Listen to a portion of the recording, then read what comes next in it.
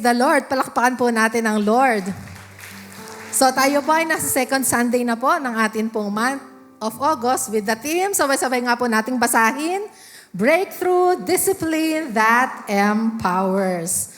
Okay, so alam po natin, ang Lord, He wants to bless all areas of our lives, spiritually, physically, rationally, economically, materially. Lahat po yan gustong pagpalain ng Diyos sa buhay po natin.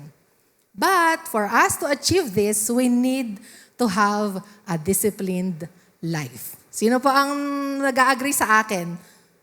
Amen, di ba? In order for us to receive and experience God's blessings in our lives, kinakailangan we must have a disciplined life. So with this, we must learn the art of discipline and right priorities so that we can have a balanced life that will bring much glory to our God. Our title for this morning is The Disciplined Life. The Disciplined Life. A disciplined life is a balanced life centered in Christ. A disciplined life is a balanced life centered in Christ. Our texts are Matthew 6:31-33 and Luke 10:38-42. Sige, basahin po na muna natin Matthew 6:31-33. So do not worry, saying, what shall we eat, or what shall we drink, or what shall we wear? For the pagans ran after all these things, and your heavenly Father knows that you need them. But seek first His kingdom and His righteousness, and all these things will be given to you as well. Luke 10:38-42. As Jesus and His disciples were on their way, He came to a village where a woman named Martha opened her home to Him. She had a sister called Mary who sat at the Lord's feet listening to what He said. But Martha was distracted by all the preparations that had to be made. She came to Him and asked, Lord, don't you care that my sister has left me to do the work by myself? Tell her to help me. Martha, Martha, the Lord answered, you are worried and upset about many things, but few things are needed, or indeed, only one. Mary has chosen what is better, and it will not be taken away from her. Sige po, let's pray. Panginoon, marami pong salamat sa umagang ito. Dalangin po namin that you will be the one na siyang sasama rin po sa amin through the Holy Spirit. Kami po ay samahan po ninyo sa pagbubulay po namin na iyong salita. And we ask you, Holy Spirit, to take over and take total control na amin pong pag-aaralan ngayong umagang ito. And may this preaching, may this message truly teach your people kung paano po magkaroon ng isang disiplinadong buhay at alam ang ano ang prioridad at tama nilang gawin sa kanilang pong mga buhay. Sa pangalan ni Jesus, I just decree and declare that Jesus is Lord over this preaching, over this place, over our lives, and we cancel the works and plans of the devil against us. Any works and strategies and schemes of the devil, we bind it, we cast it out. In the name of Jesus, we are decreeing and declaring you, Satan, totally defeated and powerless. You have no power and authority over us this day in the name of Jesus. And so, Lord, we plead your blood upon us. Lukuban po ninyo na iyong makapangyarihang banal na dugo, ang buong iglesia na ito, ang aming mga buhay. At ikaw nga po, O Diyos, ang tunay po naming maparangalan, mapapurihan, maluwalhati sa pangalan ni Jesus. We thank you, Lord. We bless you. We honor you. This is our prayer in Jesus' name. Amen and amen. Palakpakan po natin habang we are welcoming the presence of the Holy Spirit. And we welcome you, Holy Spirit. Okay, so as I said a while ago, we must learn the art of discipline and right priorities para we will have a balanced life that will bring much glory to the name of our God. And by the way, nakalimutan ko pong sabihin, ipag-pray po natin patuloy pala si Pastor Alex. He's not here. Siya po ay, again, nagpunta po sa Europe Mission for the Best Me. At susundan po yun ng isang UK mission. Kaya nga sabi ko, pag-pray natin yung pastor natin. Kasi po yung ginagawa po niya, hindi po biro. Bukod sa pagod sa biyahe, tapos nung prepare pa ng preaching every now and then, every day, no?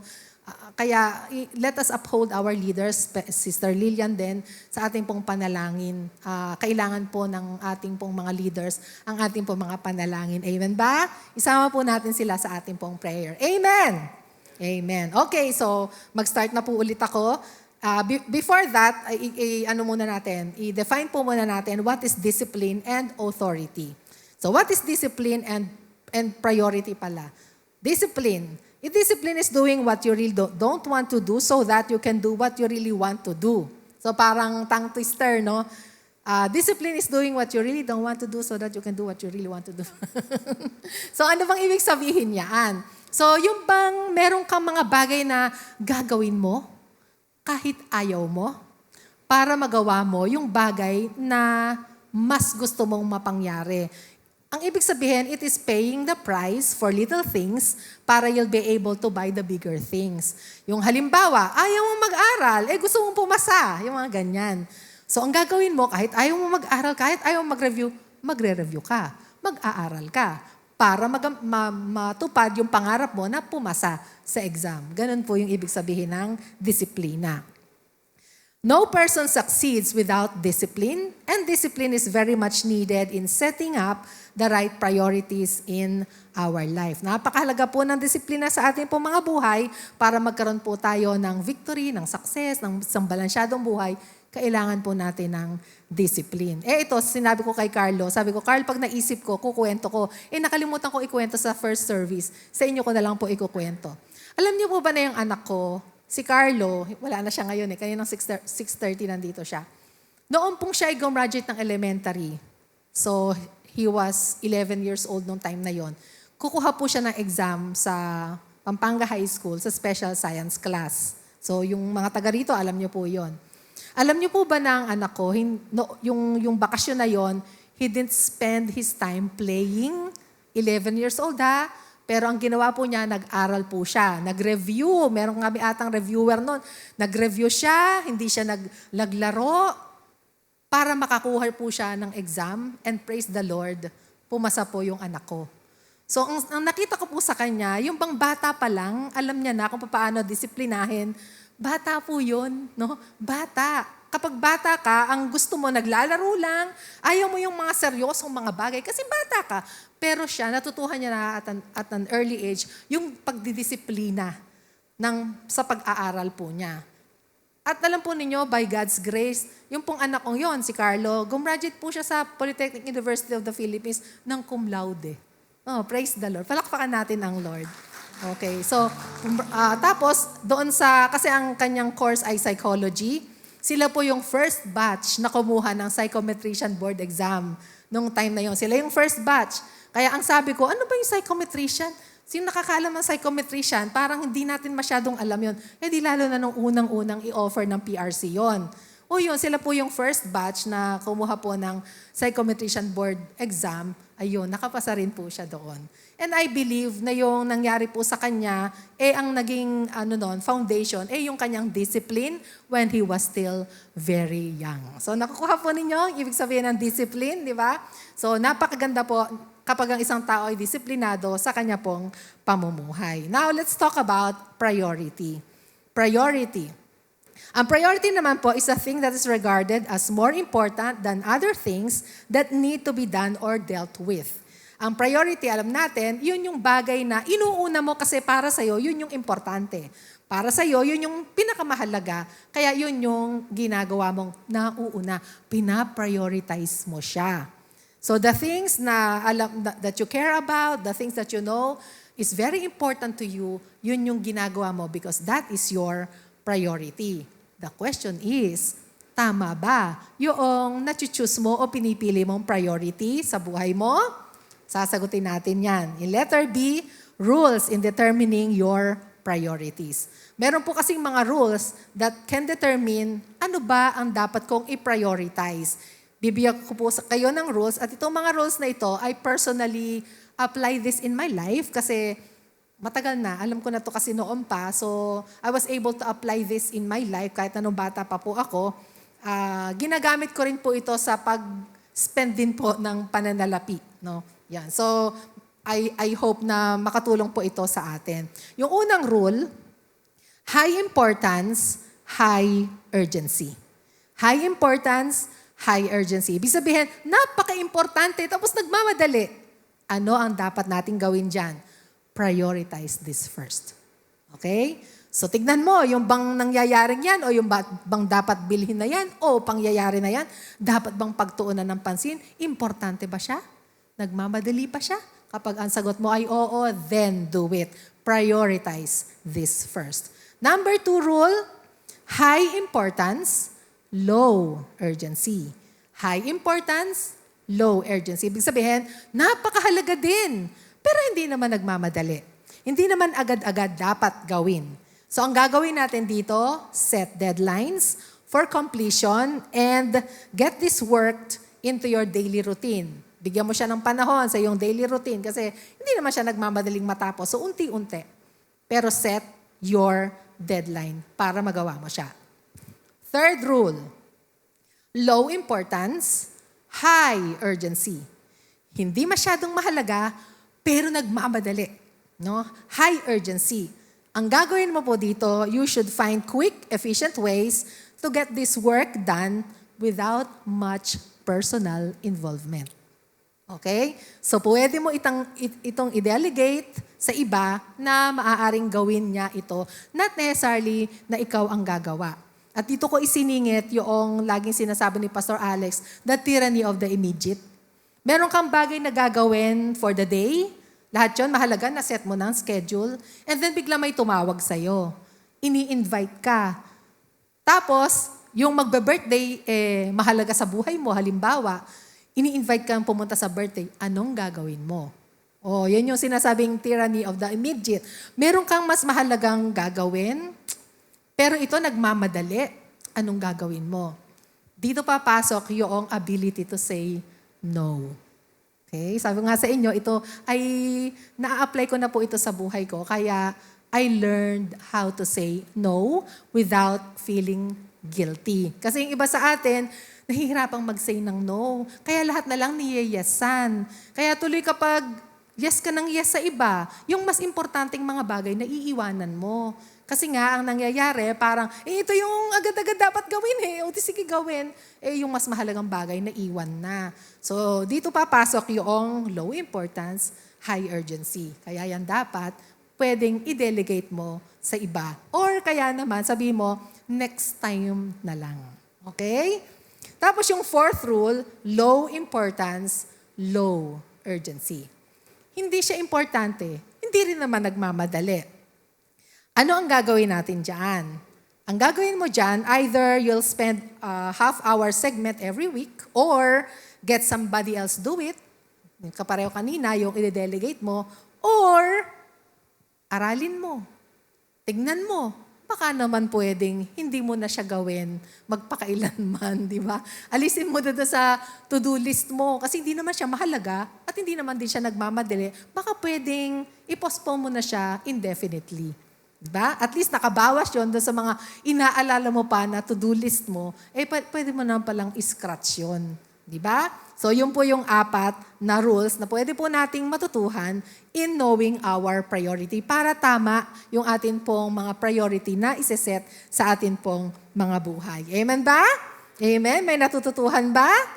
Amen. So salamat po sa... Lakasan nyo nga. Amen! Woo!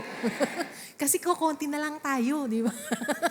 Baka mamaya, iba sa inyo, natutulog na. Sa pamanding matulog, tumayon panahon. Pero again, nakakatuwa po na nandito po tayong lahat. Praise the Lord. Tapos ako, syempre, dapat nandito talaga ako. Kasi ako yung mag-preach sa inyo. Okay, so let's talk about the mark of a disciplined life. So pumapasok na po tayo. Ano ba yung mark? Paano ba malalaman kung ang buhay ng isang tao ay disiplinado? Gagamitin natin yung unang text natin sa Matthew 6:31-33. So, ang atin pong babasahin, mamaya pala, pero ito muna. Balanced living does not just happen. It requires intentional planning and choices. Tandaan po natin yon. Ang isang balansyadong buhay, hindi po yan basta nangyayari lang. Yan po ay pinagpaplanuhan, yan po ay intentionally ginagawa. Like yung 4 rules natin kanina sa priority, kinakailangan aaralin mo talaga. Hindi pwede yung biglang, yung balanse na ng buhay ko without any effort. Hindi po yun pwedeng mangyari. Baka bumabagsak po tayo doon sa low important na, low urgent pa. Baka pumapasok na tayo po doon. Sabi ni Chris McCluskey, President and Founder of the Professional Christian Coaching, ang sabi po niya, a balanced life allows you to be fully present in whatever you are doing. If you're working, you can totally pour yourself into it, and then when it's done, it's done. You can wipe your hands, go off, and play without being distracted by things at the office.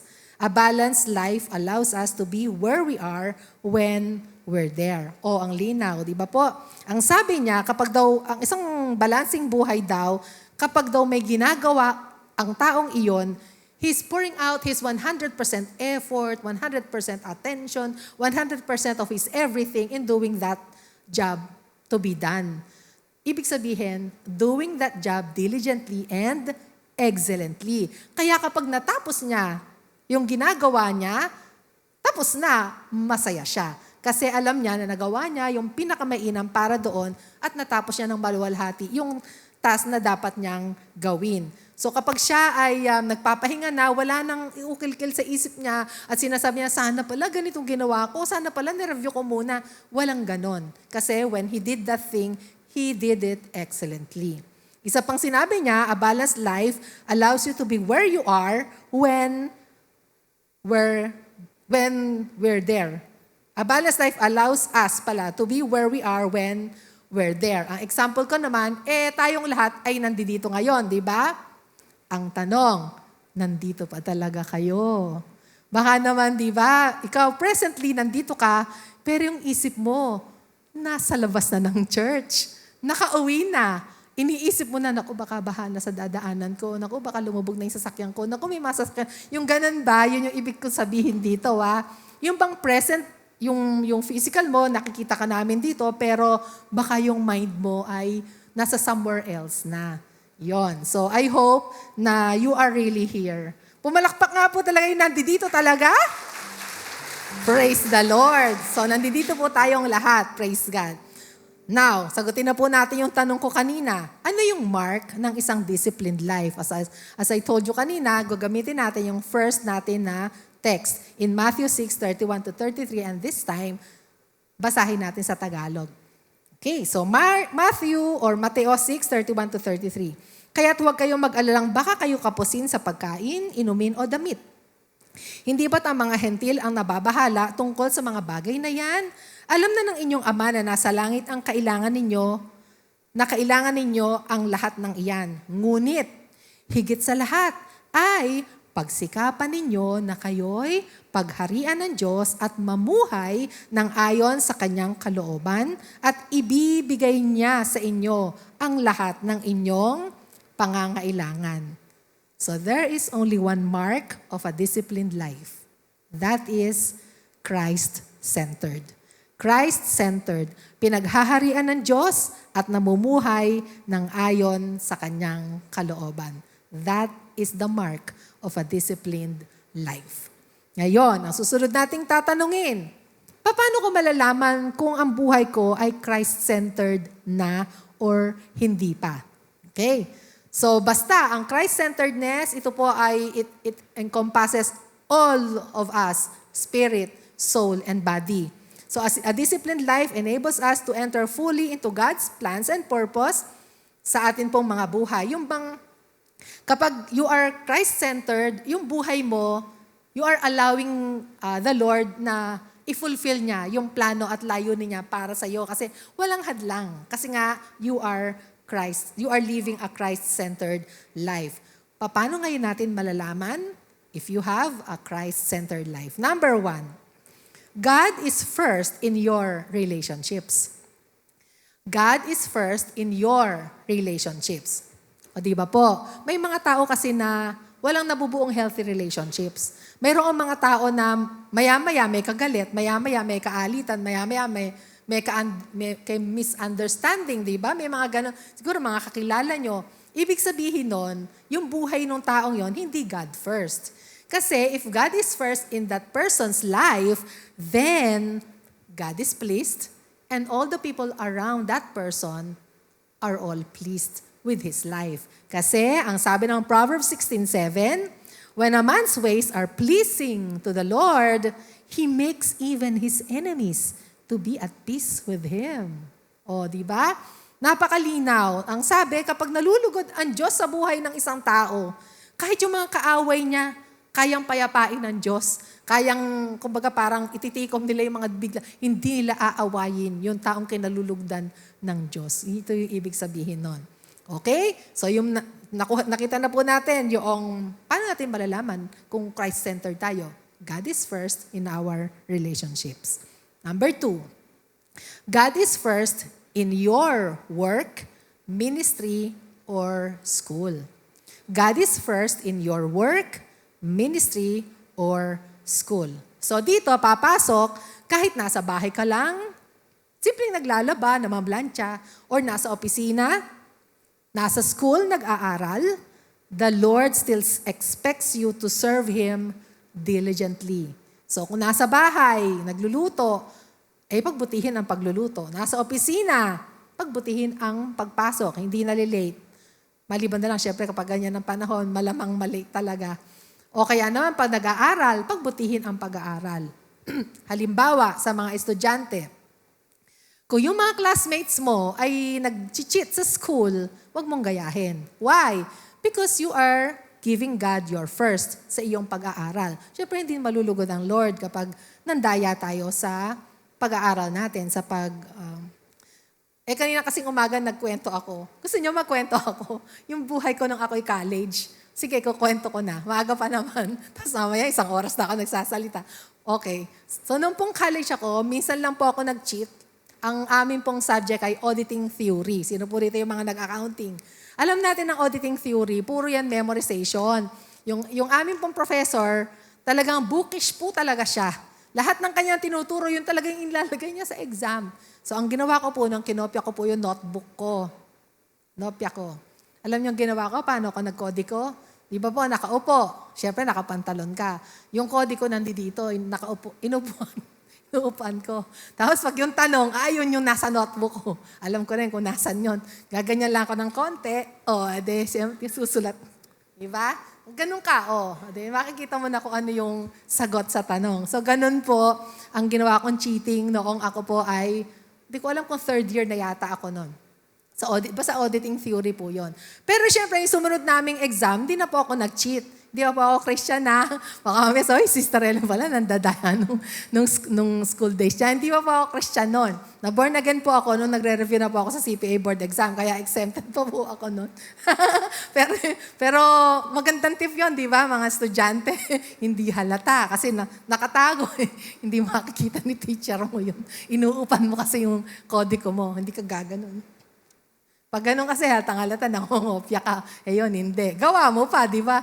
Ano yun, reviewer mo yun. Nilagay mo lang sa ilalim ng upuan mo.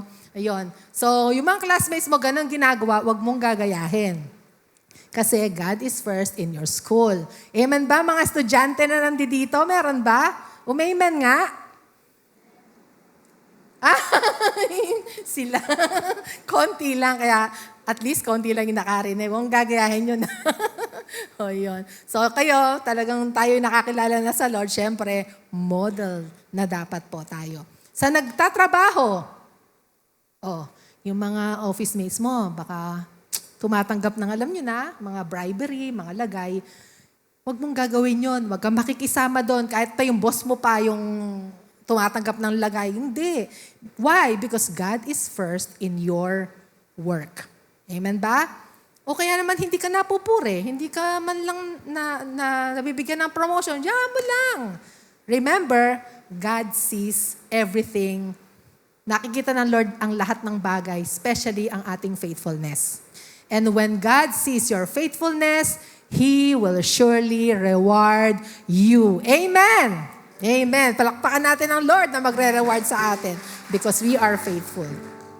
So God is first in your life when your work reveals true diligence towards a job well done. Na-honor natin ang Lord. He is first kapag tayo po ay nagtatrabaho with true diligence at isama na natin ang excellence. Sabi nga ng Colossians 3:23, and whatever you do, do it heartily as to the Lord and not to men. So kapag ikaw ay medyo napapagod na, nasa stress ka na, isipin mo lang yan. Ginagawa ko to, hindi para sa tao, I am doing this thing for the Lord. At I am assuring you, mababago yung paradigm mo. Mababago yung attitude mo sa pagtatrabaho mo. Kasi nabago na yung pinagtutuunan mo ng atensyon.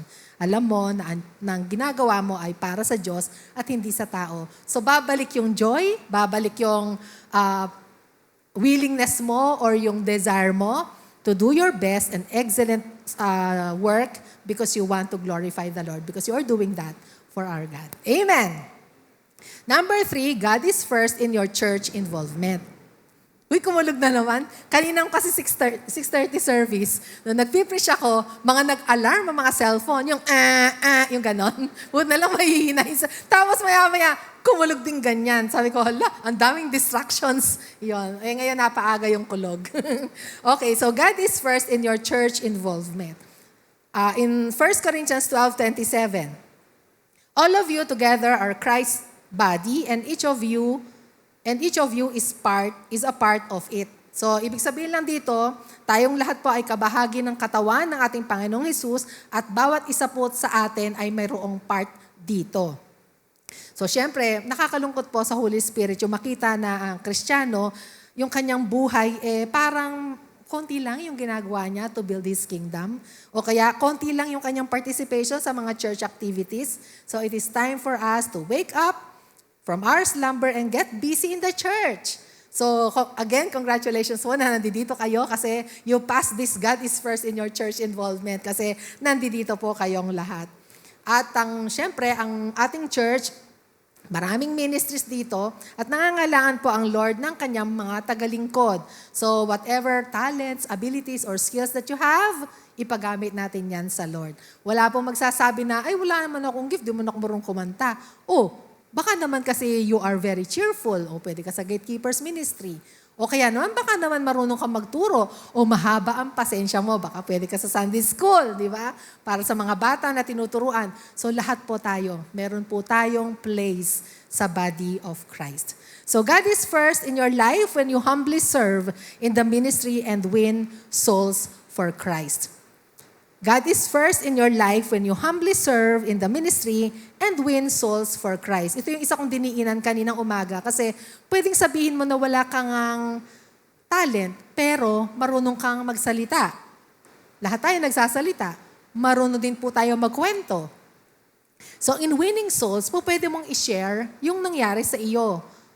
Kung gusto mong i-share, kung gusto mong sharean yung mga kapatid mo, kamag-anak mo, kakilala mo, kaibigan mo, kaya po natin gawin. Kasi ito yung isa sa mga bagay na ina-expect ng Lord na gawin po natin to win souls for Him.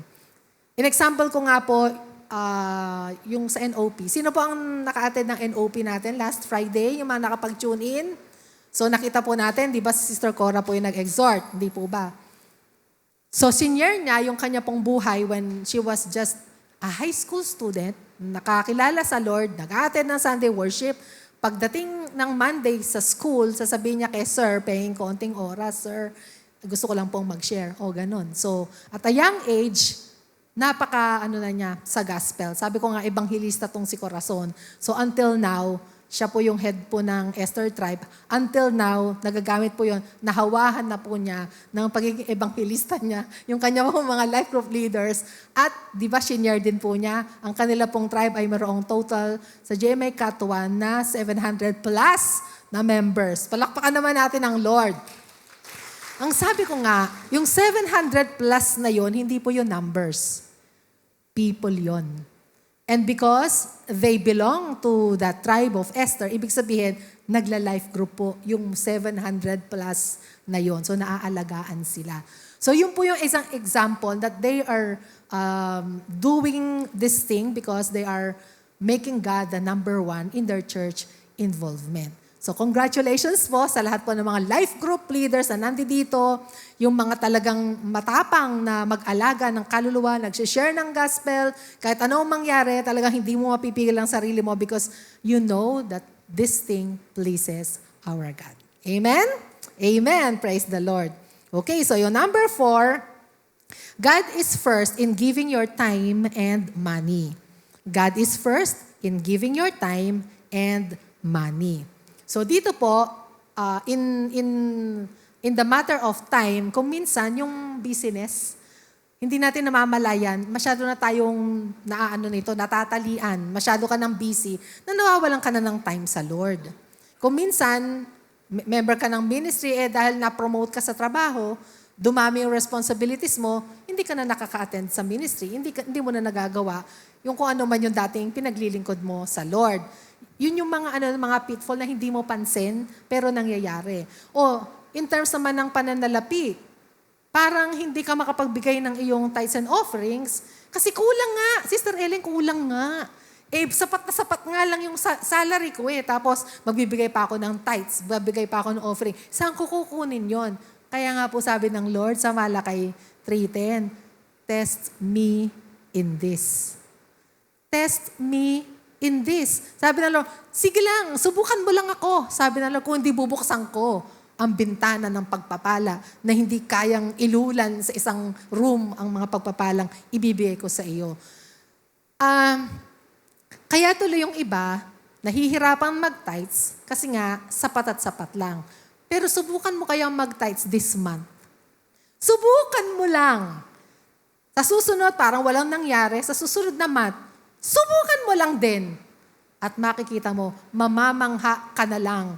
Bakit may naibibigay akong tithes? Bakit may naibibigay akong offering? Tapos hindi na kami kinakapos. Nangyayari po yun, hindi po ako parang kwento ko kanina, fiction. Yung kinukwento ko po sa inyo ngayon, hindi fiction. Totoo po yun. And those are the testimonies of those who learned how to be faithful in giving their tithes and offerings.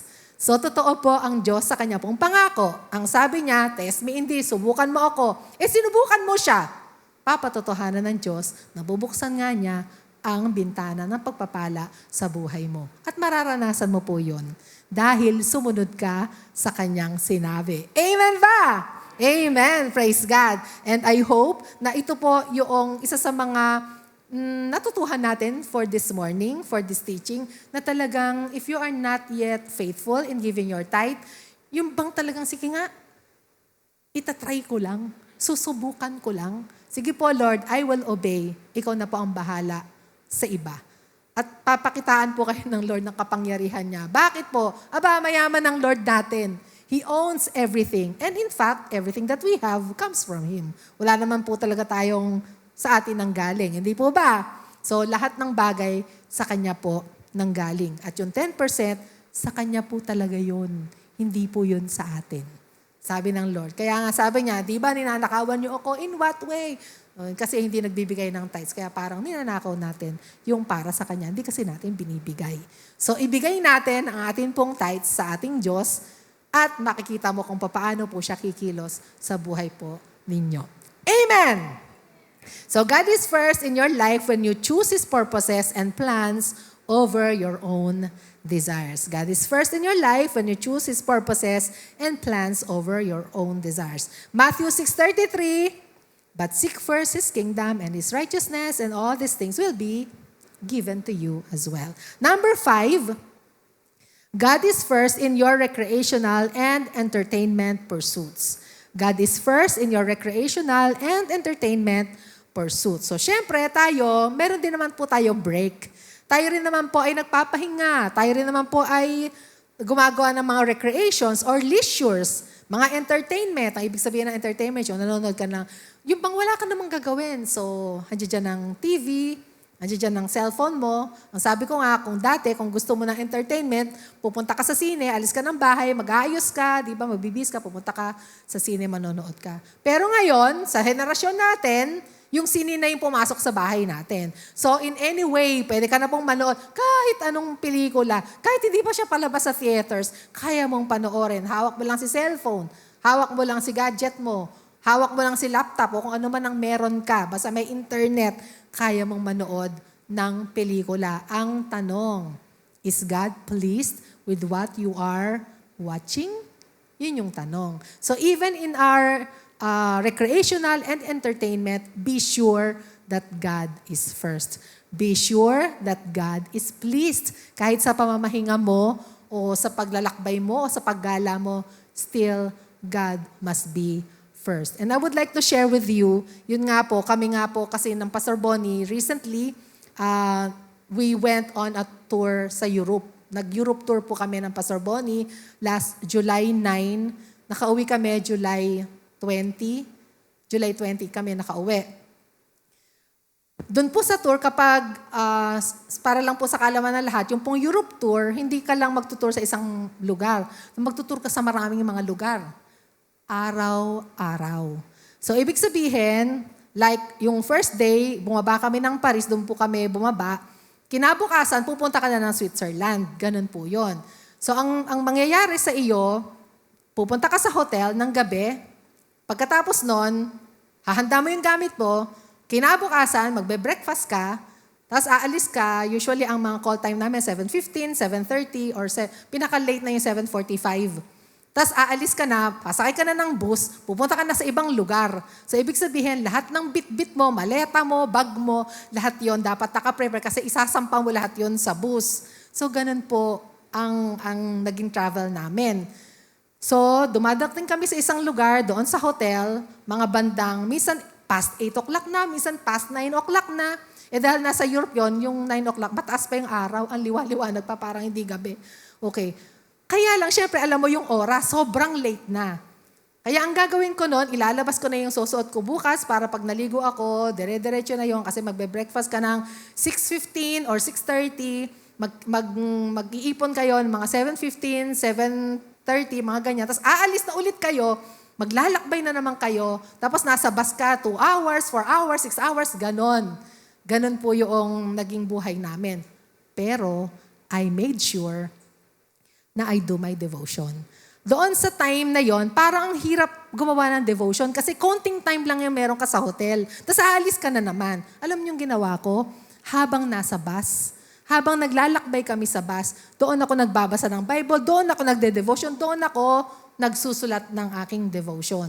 At ang ikinamangha ko nga doon, kasi po, kung kilala niyo po ako, si Sister Ellen, kapag po ako'y nagta-travel sa bus, mahihiluhin po ako.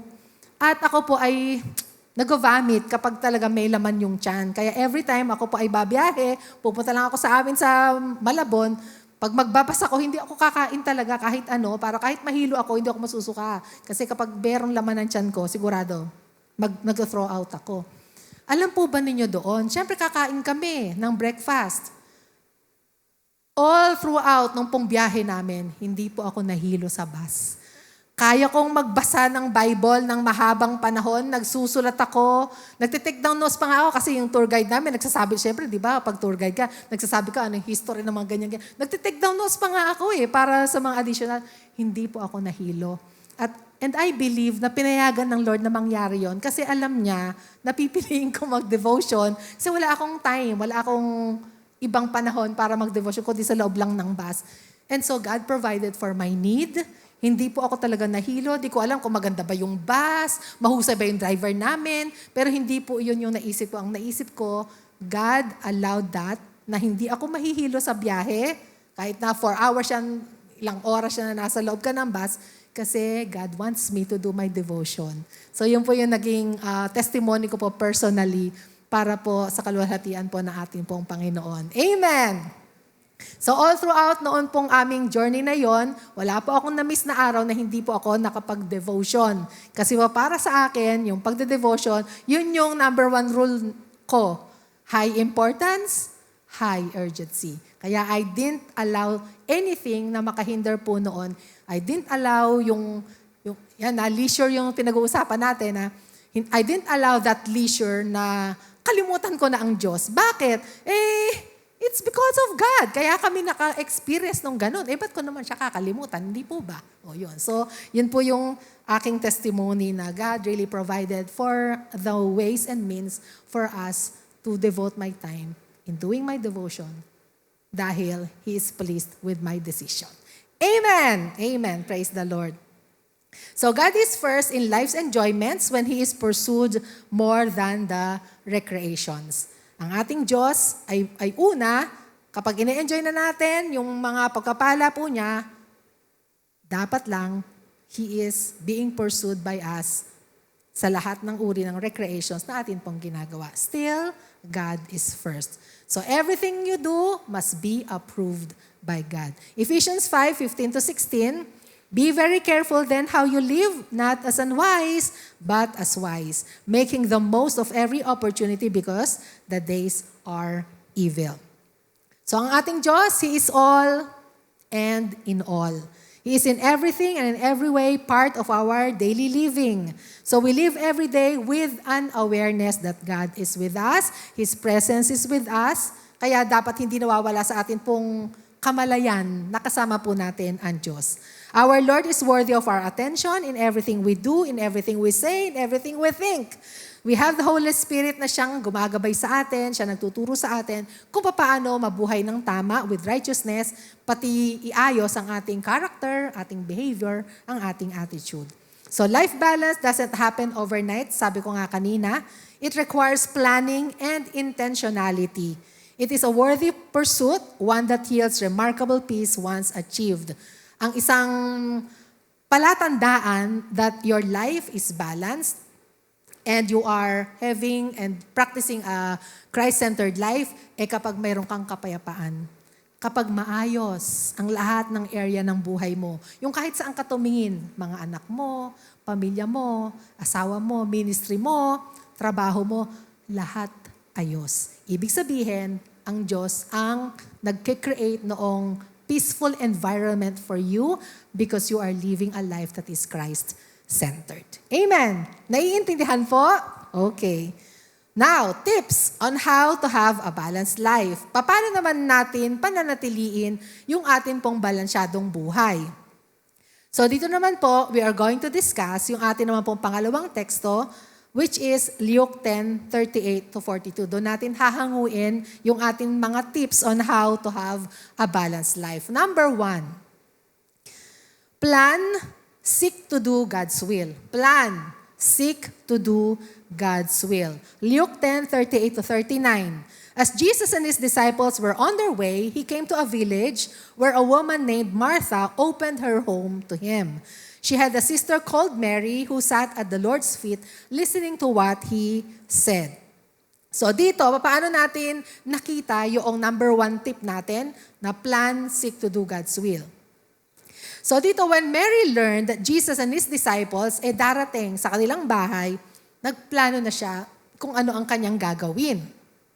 Ang kanyang plano, she would sit in front of Him, of Jesus, and would listen to what Jesus would teach. So when Jesus came to their house, Mary was so excited. At unang-una niyang ginawa, pagdating ni Jesus, naupo agad siya sa harapan ni Jesus at pinakinggan niya na ang ating Panginoon sa lahat ng kanyang sasabihin. So, ang aking nakita dito, the best time Mary ever spent, paki-flash po, the best time Mary ever spent was in the presence of Jesus, listening and worshiping Him. Yan yung best time na naibigay ni Mary o nangyari sa buhay niya. She spent that time in the presence of our Lord Jesus Christ, listening and worshiping Him. And the best place she could ever be was at His feet, where her attention was fixed on Jesus alone. Yan po yung ginawa ni Mary. Best time, best place is with our Lord Jesus Christ. So Mary did the right thing and it pleased the Lord Jesus Christ. Okay, so planning is the first thing that we should all do para magkaroon po tayo ng balansing buhay. Di ba sabi nga natin, hindi yan basta nangyayari ng wala lang, automatic, hindi po. Talagang yan ay pinagpaplanuhan. But the plan must always be in line with God's will. Hindi yun basta lang mapaplano ka ng gusto mong plano. Siyempre, dapat kinukonsulta pa rin natin ang Lord doon sa plano na gagawin po natin. Kinakailangan natin ng approval ng Lord at dapat sigurado tayo na yung plano na yon is in line with His will for our lives. Kasi we must desire to do what God has purposed and planned for our lives para ang buhay natin, tama, yung maging resulta. No po? So in doing so, we allow Him to accomplish great things through our lives and ministry. So makikita nyo, di ba sabi ko kanina, yung isang balansyadong buhay, Christ-centered, makikita mo yung buhay mo, nakaayos lahat. So ibig sabihin, yung pagpaplano mo, tama. Yung ginagawa mo, yung priorities mo, yung disiplina mo, tama. Because everything is in its place. So all aspects of our lives are important, so we must guard our time to preserve it for carrying out the purposes of God in our lives. Number 2 tip, schedule. Get all things done for God's glory. Get all things done only for the glory of God. Luke 10:40, but Martha was distracted by all the preparations that had to be made. She came to him and asked, Lord, don't you care that my sister has left me to do the work by myself? Tell her to help me. So at first, Martha's actions appeared to be parang, may servanthood, masipag. Di ba? Pag tinignan natin si Sarah, sino si Sarah? Si Martha, ibig kong sabihin. Si Martha. Okay. Parang, wow, ang sipag niya. Talagang, he wants to serve our Lord Jesus Christ. Wala pong doubt sa kanyang motibo. Talagang, everything that she did were with good intentions and sincere. The problem came when she stopped listening to our Lord Jesus Christ and shifted her focus of attention away from Jesus to her sister. Natanggal kasi yung kanyang attention sa Lord Jesus Christ. Yung tuloy focus niya, napunta sa kanyang kapatid. Ayan nagkaroon tuloy siya ng critical eye toward Mary.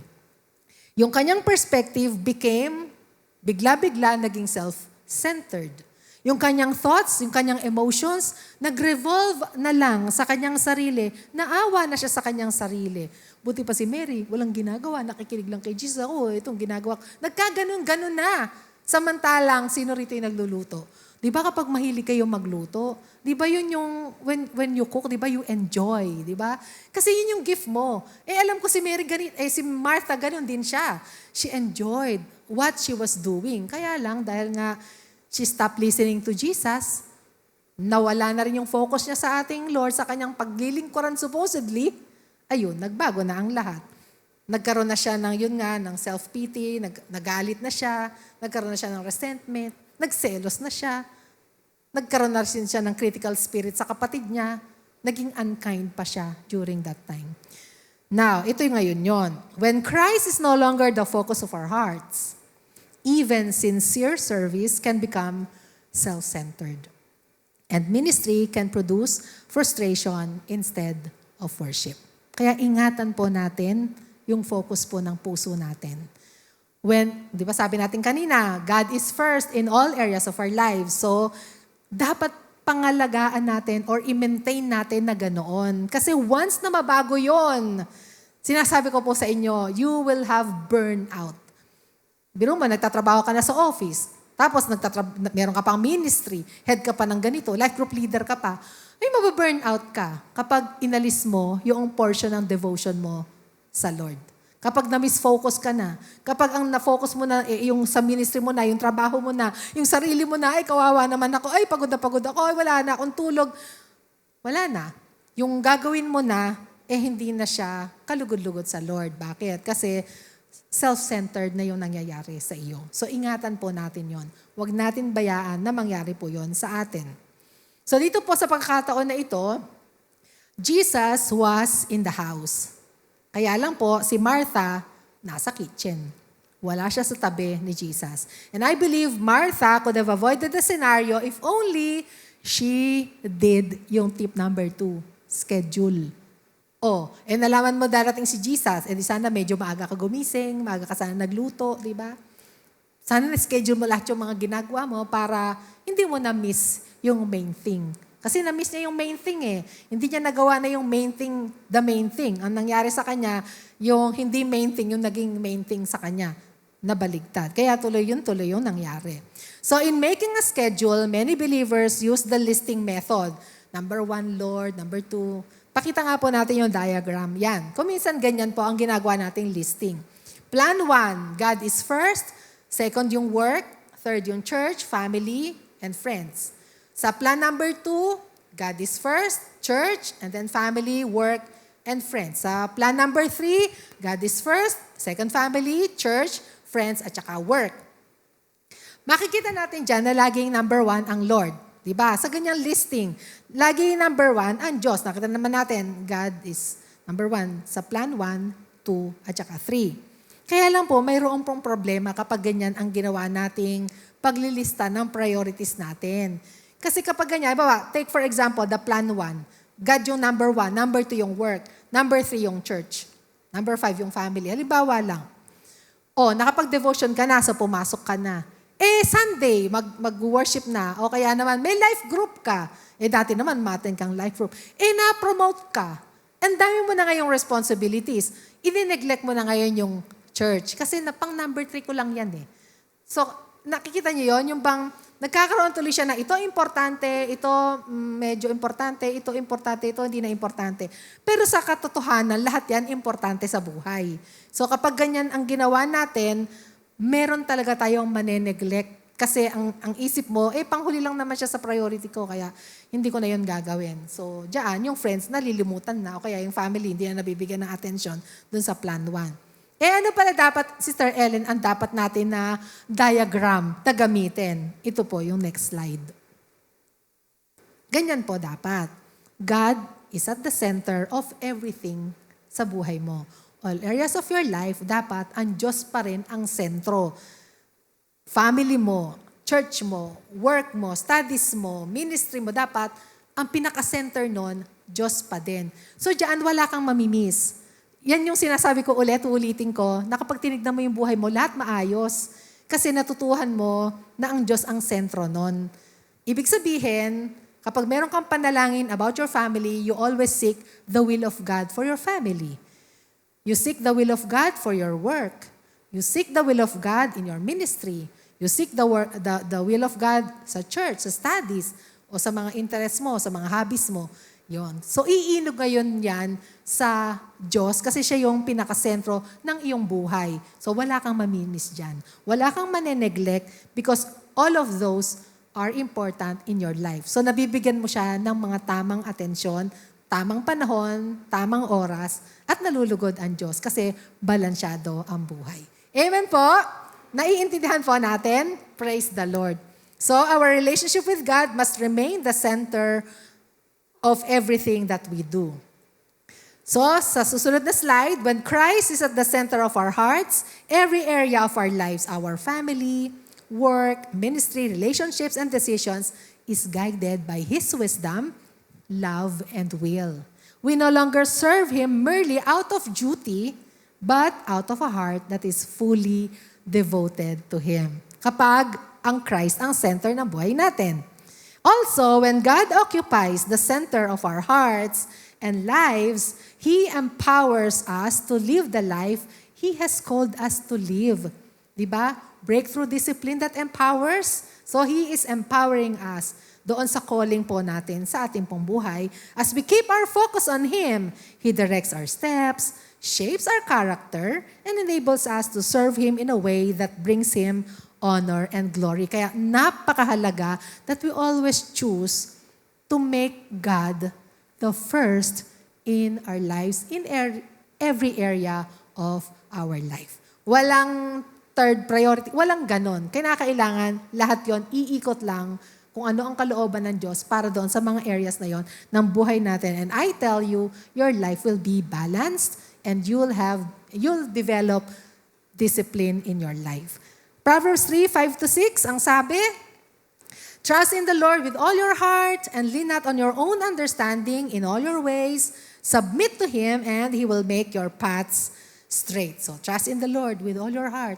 Huwag sa ating sariling pag-intindi or understanding.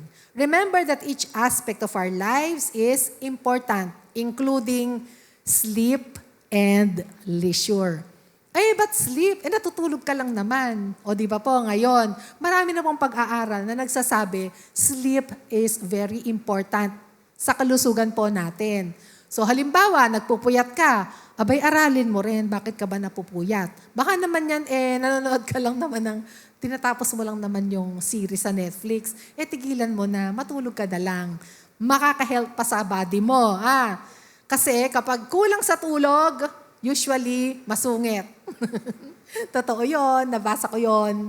At totoo yun dahil nararanasan ko yung pag kulang sa tulog, madaling magalit, may klepasensya, irritable. Bakit? Kulang sa tulog. Kaya po yung mga husband or wife na nandito, nakita mo, masungit si partner mo, masungit yung asawa mo, patulugin mo ng maaga. Ibig sabihin, kulang lang yan sa tulog, no? Kulang sa tulog. So, mahalaga po ang tulog sa atin pong katawan. So, ang sabi, ilang oras daw dapat matulog? Sabi, 7 to 8 pa din. Kahit matanda na, 7 to 8 pa din. Yun nga lang, syempre, kapag may edad na, yung magigising ka ba ng mga 2 o'clock, tapos nahihirapan ka na bumalik sa tulog ulit, di ba? Ako, ganun na eh. Syempre, ako 65 years old na po ako. Nasa senior na. Kaya ganun. Parang nahihirapan na. Pero parang di naman din. Nakakatulog naman ulit ako. Oh, nakakatulog naman din ako. So halimbawa, ang hirap kayo matulog, di mag-pray. Humingi sa Lord ng gift of sleep. Di ba? Pwede naman po yun. Alam naman ng Lord na kailangan po natin yun. Kaya, ibibigay naman po niya. Amen pa? Amen po. Amen. Oh, pumalakpak lahat yung matutulog na 7 to 8 hours na hindi na magpupuyat manonood ng Netflix. Praise God. Okay. So number 3, discipline. Discipline. Exercise your spiritual disciplines every day. Ano ba yung spiritual disciplines? O mamaya na yon. Basahin po muna natin yung Luke 10:41-42. Ang sabi ng Lord, Martha, Martha, you are worried and upset about many things, but few things are needed, and indeed only one. Mary has chosen what is better, and it will not be taken away from her. So dito po maliwanag, our Lord Jesus Christ contrasted the two sisters' spiritual priorities. Diba? He gently corrected Martha. Hindi po niya sinigawan si Martha kasi wala nang exclamation point. Walang intense emotion. Ibig sabihin, very gentle ang Lord nung sinasabihan niya si Martha. So he gently corrected Martha for being distracted by her many tasks. But she commended Mary for choosing to focus on him. So while Martha was occupied with work, Mary chose the better option or the better portion, listening to Jesus and worshiping Him. So ito po ay reminder po sa atin that we must never allow our service to replace our worship. Lalo na yung mga nagsiserve sa Lord, mga life group leaders dito. Ministry is important, yes, but our relationship with Christ must always come first. Dapat yan, lagi nauuna. Yung ating pong spiritual disciplines. Ano-ano yon? Siyempre, devotion natin, pananalangin, pagbabasa ng Biblia, worship, fellowship. Yung pagpunta niyo po dito, kasama yan. Yung pag-attend natin ng life group, kasama po yan sa atin pong mga spiritual disciplines. At alam niyo po ba, na kapag yan ay constantly ginagawa po natin, alam niyo po ba na iyan ay nagiging guard, nagiging protection po natin iyan from the distractions that the devil is doing in our lives? Kasi Satan uses countless distractions. Meron lang po siyang isang gusto, ilayo tayo sa presensya ng Diyos.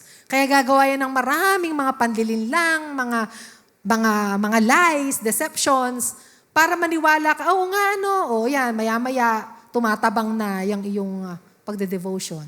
Ito, sinabi ko po kaninang umaga to. Kung dati, napaka-excited mo magbasa ng Biblia, manalangin, umupo, at do your devotion, tapos ngayon, parang napipilitan ka na lang. O kaya parang namimiss mo na, yung ibig sabihin namimiss, nakakamiss ka na, o kaya, ibig sabihin nun, lumiliban ka na, tapos hindi mo pansin, na lumiliban ka na pala, 1 week ka na palang din nakapag-devotion, 1 week ka na palang din nakapagbasa ng Bible, tapos wala lang, nakakatakot po yun. Kapag po ganoon, ibig sabihin, nawala na yung attention mo sa Lord. Nahirati ka na or natrap ka na ni Satan sa kanyang, trap, na ilayo ka sa piling ng Lord. Anong gagawin mo? Pag na-realize mo, kasi naririnig mo to ngayon, na-realize mo ngayon, parang kahapon yata, hindi ako nung isang araw pa pala ako di nakapagbasa ng Bible. Narinig mo yan ngayon. Anong gagawin mo? Rebuke the devil's lies. I-rebuke mo lang yun. Si Satanas lang yun kaya nating yan. We are more than victorious, ika nga. Di ba sabi ng Lord? So, i-cast out mo yan. I-rebuke mo siya. I-rebuke mo lahat. Cancel mo lahat yung mga deceptions and lies of the devil. At makikita mo, may-excite ka ulit na mag-devotion. Yung sinasabi ko ba ay fiction, katulad ng kinuwento ko kanina? Hindi po. Bakit? Nangyari sa akin yun Di ba? Nangyari yun sa akin. Noong nagkaroon kami ng bagong computer sa bahay, first time nagkaroon kami ng desktop, wala pa kami mga ganto-ganto. Wala rin nga kaming cellphone noong araw pa yon. Excited ako. Di ba dati uso yung email, di ba? Dati tas mga forward messages sa email noon eh. Ewan ko kung naabutan niyo yun. Pero kung ngayon, di ba, may mga Facebook, fino-forward mga messages. Dati noon sa email, nag-forward, maraming mga articles, mga ganyan. Excited ako, binabasa ko yun. Tapos yung devotion ko, parang napipilitan na lang akong gawin. Sabi ko, teka muna, mali ito. Siyempre, Christian na ako, alam ko yun. Teka muna, mali ito. Sabi ko, hindi ito ang priority ko. Bakit ako nagkakaganito? Alam nyo ba? Nag-cast out ako, nag-spiritual warfare ako. After that, hindi naman matagal. Sandali lang yun. Maya, eto na. Ayoko na iisipin ko na magde-devotion. Kasi ganito yon. Ba't ko nalaman? Kasi iniisip ko magde-devotion ako. Parang, magde-devotion na naman ako. Magde-desktop ako, yes. Ganun eh. Sabi ko, mali. Nung mag-spiritual warfare ako, natapos ako mag-spiritual warfare, I decreed yung victory ko over the lies and deceptions of the devil. Tines ko ang sarili ko. Ang sabi ko, magde-desktop ako. Wala na. Magde-devotion ako, yes. Ganon. Yung pong sinasabi ko po sa inyo, nangyari po sa akin yon. Kaya sabi ko, okay, so I was deceived. Pero I was victorious kasi I was able na i-win yung battle. So may ganun po. Nangyayari po talaga yon. Kaya yung pumulot kayo ng lesson sa akin kasi, again, hindi fiction yon. Talagang nangyari po yon sa akin. Kayang-kayang gawin ni Satan na tanggalin ang ating desire sa pakikipagniig sa Lord. Kaya niyang gawin yon. Kaya dapat nagbabantay. Pwede po bang sabihin natin, dapat akong magbantay? Ay ko konti. Lahat po tayo sabihin natin, dapat akong magbantay. Yes. Bantayan natin ang ating mga spiritual disciplines. Napakahalaga po nila. Amen? Basta, ang sabi ko po sa inyo, our spiritual disciplines will guard us from all the tactics of the devil at makakasunod po tayo fully sa nais ng Diyos sa buhay po natin. At kapag ginawa natin yon, sumusunod tayo sa Lord, ginagawa natin yung kanyang will, nagpapasako po tayo sa kanyang kapangyarihan, sa kanyang lordship. Ay nako, tignan mo lang yung buhay mo kung di mo talaga maranasan ang pagpapala, the supernatural breakthroughs that we are always confessing every day sa atin pong mga buhay. Tignan ko lang, kung di mo ma-experience yung yun, sigurado po ako, ma-experience natin lahat yon. Amen ba?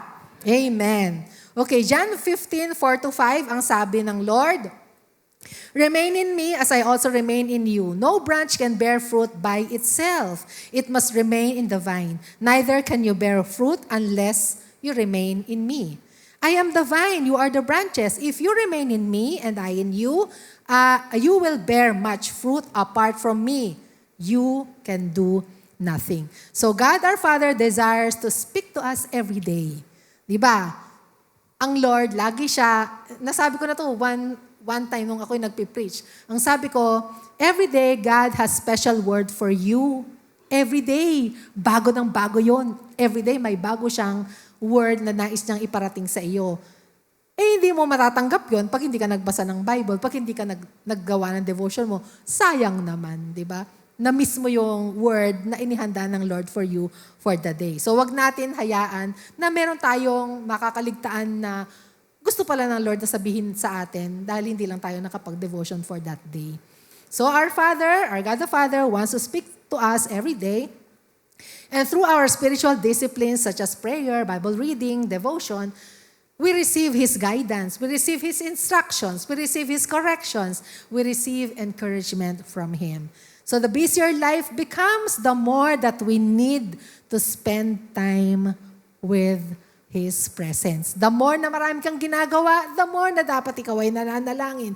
The more na dapat ikaw ay nagbabasa ng Biblia, the more na dapat ikaw ay gumagawa ng devotion mo. So fellowship with God is not an option. It is our greatest necessity. Hindi po option na tayo po ay, fellowship ba ako sa Lord? Magde-devotion ba ako? O hindi? No. Fellowship with God is not an option. It is our greatest necessity. kailangan po natin iyon. Our first and highest priority must always be our fellowship and communion with God. Our first and the highest priority must always be our fellowship and communion with our God. Isang malakas na amen! Praise the Lord! Okay, so sa libro po na Practical Guide to Prayer, ang author po nito ay si Dorothy Haskins. Meron po siyang isinulat doon na in-interview niya yung isang mahusay na violinist. Tinanong niya, ano ba yung sikreto mo of your mastery sa instrument mo? The woman answered the question with just 2 words. Ang sagot niya, planned neglect. Yun ang sagot niya. And then she explained. Sabi niya, there were many things that used to demand my time, sabi ng violinist. When I went to my room after breakfast, I made my bed, straightened the room, dusted, and did whatever seemed necessary. When I finished my work, I turned to my violin and practiced.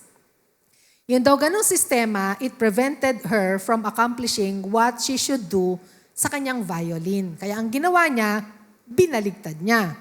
So I reversed things, sabi niya. I deliberately planned to neglect everything else until my practice period was complete.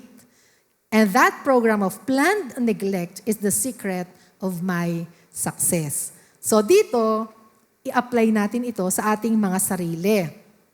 Let us choose to neglect the things that steal our time with God. Yung mga bagay na nagnanakaw ng oras natin para sa Diyos, neglect those things. Yung bang kapareho niya, hanggat hindi tapos ang kanyang violin practice, hindi siya gagawa ng kahit na ano. Sa atin din, practice natin yon. Mag-devotion muna tayo. Hindi tayo gagawa ng kahit na ano unless tapos ka ng mag-devotion. Yon, magiging successful tayo sa ating spiritual maturity, I tell you. A disciplined life, sige po, pa-flash po natin. A disciplined life is not merely about managing our time well. It is about making time for God first. As we faithfully practice our spiritual disciplines and remain in fellowship with Him, He will guide our steps, strengthen our faith, and supply every need according to His perfect plan. So ang isang disiplinadong buhay daw po, hindi yan yung marunong ka lang mag-manage ng time. Hindi po. Kundi you are making God your first and foremost priority. So let us choose, like Mary, to sit at the feet of Jesus every day. For in the presence of God, we'll find everything we need for our life. In our service to Him, sa mga pangangailangan natin, sa mga sagot sa katanungan natin, sa mga suliranin natin, sa mga bumabagabag sa ating puso't isipan, lahat po yan, matatagpuan lamang po natin yan when we spend time with our God. Now, ang tanong, do you have a need? May pangangailangan ka ba? Are you in a situation that seems so difficult na parang di mo alam anong gagawin mo? Then, find comfort in the loving arms of our God. He knows what you are going through and He knows kung paano kanya iaalis dun sa bagay na yan na dinadaanan mo. He knows exactly what to do. Can we say this? God knows my needs. Pwede bang sabihin po natin ito ng sabay-sabay? In 3, 2, 1, God knows my need. Let's all stand.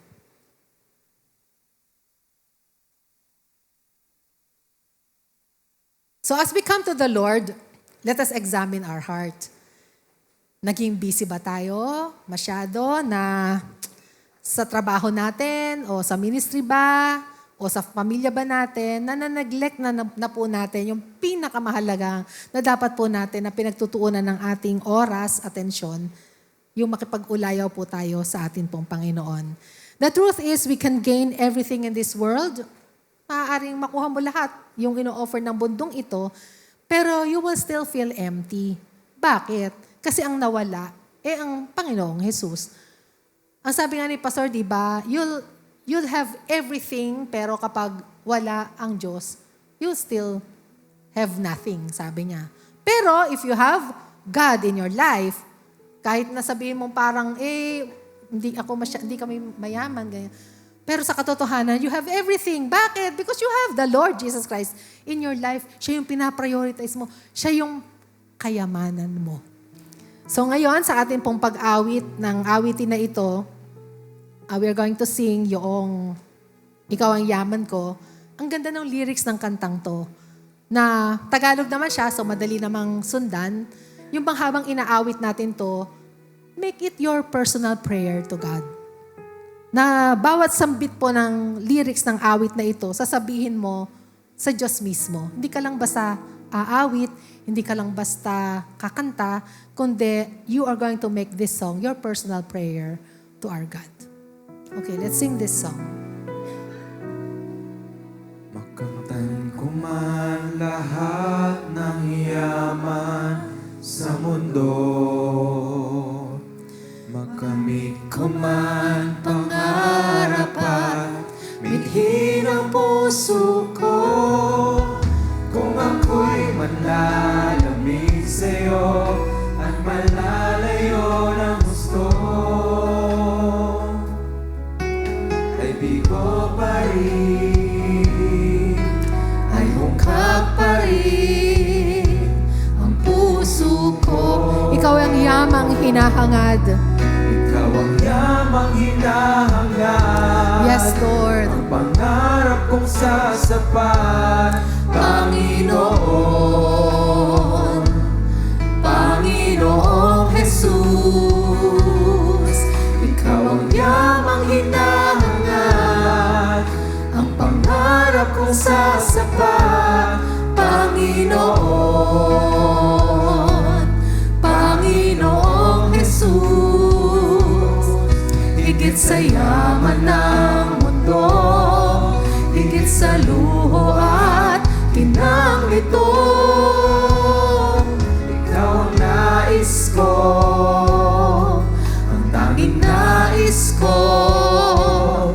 Ikaw ang yaman ko, Panginoon. Once again, makamtan ko man lahat ng yaman sa mundo. Makamtan ko man lahat ng yaman Oh, sa yes, mundo. Lord.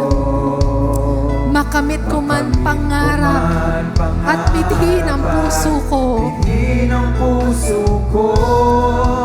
Kung ako'y manlalamig sa'yo at malalayo ng gusto, ay bigo pa rin, Ay hungkag pa rin ay hungkag pa rin ang puso ko. Ikaw ang yamang hinahangad. yamang hinahangad. Ang pangarap kong sasapat, Panginoon, Panginoong Jesus. Ikaw ang yamang hinahangad, ang pangarap kong sasapat, Panginoon, Panginoong Jesus.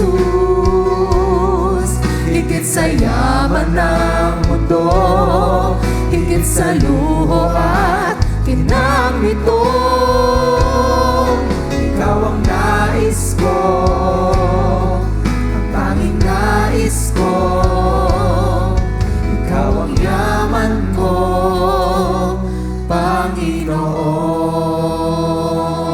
Panginoon. Panginoon, narinig po ninyo ang lyrics ng awitin na ito. Ito po yung nais naming sabihin sa iyo ngayong umagang ito.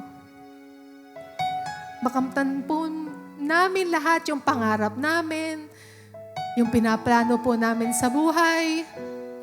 Magkamalman po kami ng maraming salapi. Pero kung malalayo naman kami sa iyo, baliwala po ang lahat ng iyon. Because we will always feel empty without you. Dalangin po namin na sa oras na ito, sa araw na ito, all of us will have this commitment that we are not going to neglect our time with you. Because I believe that this is not an accident that I preached today and this message was preached. I believe, Lord, na mayroon ka pong nais tulungan mga anak mo na naglilingkod sa iyo, mga anak mo na minamahal mo, Pero nakikita mong nagkukulang na sila ng atensyon, nagkukulang na sila ng oras sa iyo. And I believe that this message is an eye-opener para po sa lahat sa kanila. And I ask, Lord, na baguhin mo nga po ang aming puso. Baguhin po ninyo ang aming paradigm. Muli po namin itong ma-focus sa iyo. Na ikaw yung maging number one po namin. Yung pong sa puso po namin, hindi po kami magiging masaya sa isang araw kung hindi po namin mababasa ang salita mo, kung hindi po kami makikipag-ulayaw sa iyo, kapag hindi ka po namin naisip, kapag hindi po namin binigyan ng oras ang aming pong devotion sa iyo. Iparamdam po ninyo sa amin ang iyong mayamang presensya, ang iyong yakap.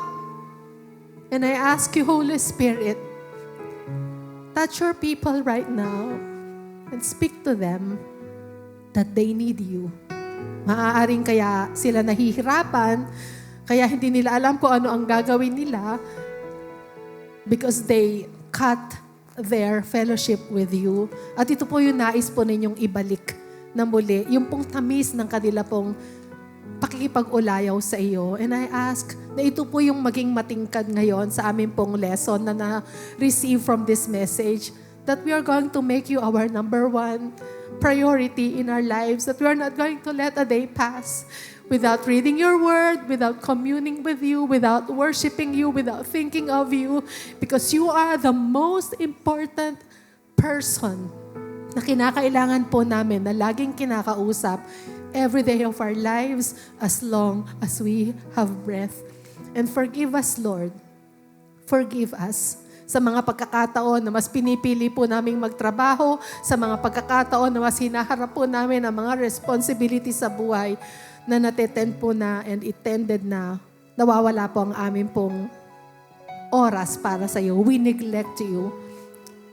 Patawarin po ninyo kami, Panginoon. And I ask na ang iyo pong matamis na presensya ang umakap, ipadama po ninyo sa iyong mga anak that you understand and you are forgiving them, and you are changing their paradigms, and that you are putting that excitement in their hearts, in their spirits.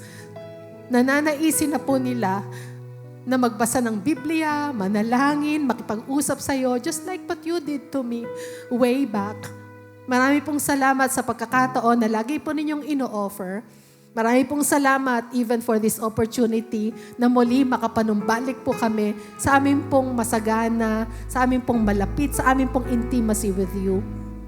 And in Jesus' name, we cancel the works and plans of the devil against our lives. You demonic spirit of deception, we bind you, we cast you out in the name of Jesus. Lahat ng mga kasinungalingan mo, Satanas, we uproot them in the name of Jesus. You have no power, you have no authority over the lives of the people of God.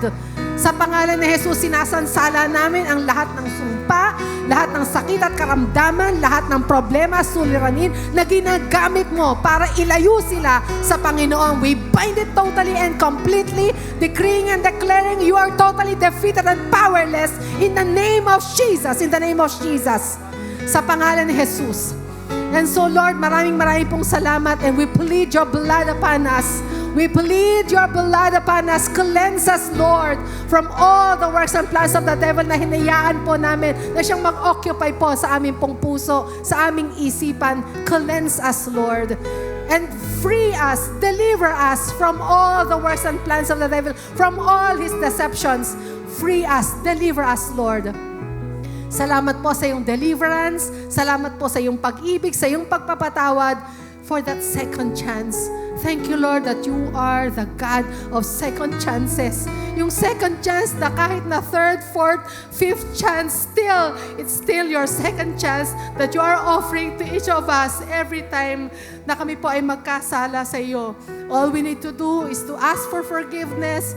Once again, i-embrace ka, and everything will be back to what it was before You are going to cleanse us as white as snow. Salamat, Panginoon, sa iyong pag-ibig, sa iyong pagmamahal, sa mga pagkakataon, sa mga privileges na ibinibigay po ninyo sa amin. And we ask na hindi po masayang ang panahon na ito, hindi po masayang ang oras na ito na ibinigay po ninyo sa bawat isa sa amin. We are going to commit our lives. We are going to commit our lives from this now on. We are going to commit our lives to make you our first and foremost priority sa amin pong mga buhay sa pangalan ni Jesus. Maraming salamat, Panginoon. We thank you. We bless you. Once again, let's sing this song. Hallelujah, Lord. Ang pangarap ko sasapat, Panginoon, Panginoong Jesus. Ikaw ang yamang hinahangad, ang pangarap kong sasapat, Panginoon,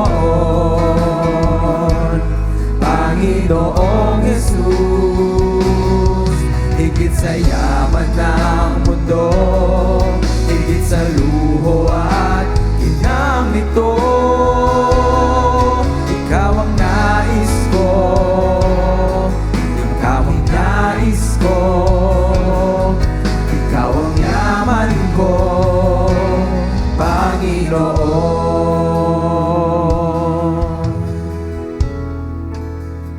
Heavenly Father, we thank you. We're so blessed this morning. Thank you for the life of Sister Helen, who used her to minister to your people about the disciplined life, Father. Truly, O God, you are the center of our life. Father, we continually will lift up unto you the life of Sister Helen. Continue to use her mightily than ever before, O God. We speak anointing blessing. Sustain her physical body with divine strength. A long, long blessed life with Pastor Bonnie and the two kids, Sister Day and Brother Carlo, O God. Lord, use Asares family in advancing your kingdom. Lord, we thank you also sa lahat ng mga anak mo na ginamit mo this morning, O God. Bless them indeed in all aspect of their life. Even, Panginoon, sa lahat ng mga anak mo na nagsulat, Panginoon, their petition, prayer unto you. You know their needs. Thank you for their faith. Na pagsulat pa lamang, Panginoon, may ginawa ka na sa kanilang buhay. Ano man po ang kanilang pangangailangan, physically, spiritually, materially, O God. Thank you that you are the God who answer our prayer, O God. Even ang mga anak mo na nandito, O Diyos. You know their needs. Alam mo lahat ng kanilang pangangailangan. Sabi mo nga kanina ng aming preacher, you know all our needs. You answer all our prayer, our petition unto you. We pray, give the desire of their heart, O God. Lord God, bless them indeed, O God. Thank you, Jeremiah 33:3, call unto me, and I will answer thee. Truly, O God, you are the God who answer all our petition, our prayers, our need unto you, O Diyos. Alam mo lahat nangyayari sa amin, lahat ng aming pangangailangan, O God. Father, thank you are the God, the impossible. All things are possible to you, O Diyos. What is impossible to man? Luke 18:27. To you, all things are possible. Patuloy natin itaas ang ating kamay for the declaration of blessing. The Lord bless you and keep you. Cause His face shine on you and be gracious to you. The Lord bless you indeed and keep enlarging your territory. His mighty hand be upon you and protect you from all evil. The love of the Father, the grace of our dear Lord Jesus Christ, and the sweet fellowship of the Holy Spirit be upon us now and forever. Amen, amen. God bless po. See you next Sunday.